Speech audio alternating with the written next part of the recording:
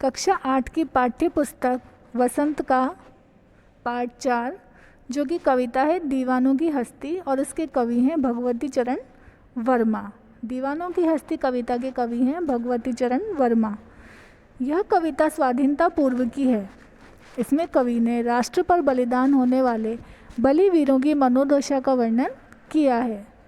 जो लोग मातृभूमि पे बलिदान होने के लिए तत्पर हो गए, उनकी मन की दशा क्या होती थी, इसमें इस बात का वर्णन है।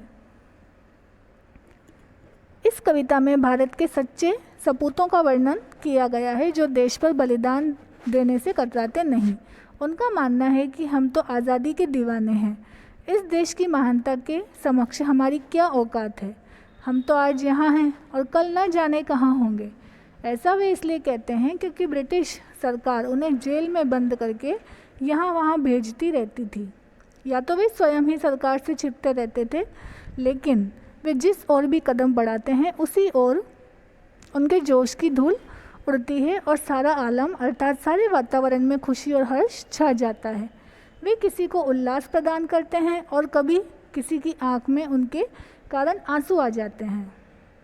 उनके बंधु बांधव यही कहते हैं कि अभी तो आए थे और अभी चल पड़े, लेकिन बलिदानी वीरों का मानना है कि उनसे यह प्रश्न न पूछा जाए कि हमें किस ओर व कहाँ जाना है। उनका काम तो आगे बढ़ना है।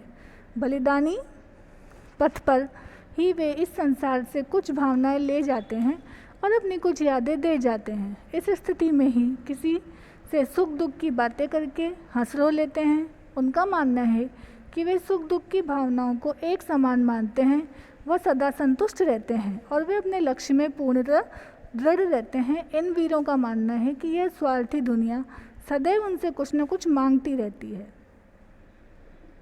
परंतु हम इस भिखमंगी दुनिया में अपना संपूर्ण प्रेम न्यौछावर कर आगे बढ़ जाते हैं, परंतु हमारे मन पर असफलता की निशानी की छाप है।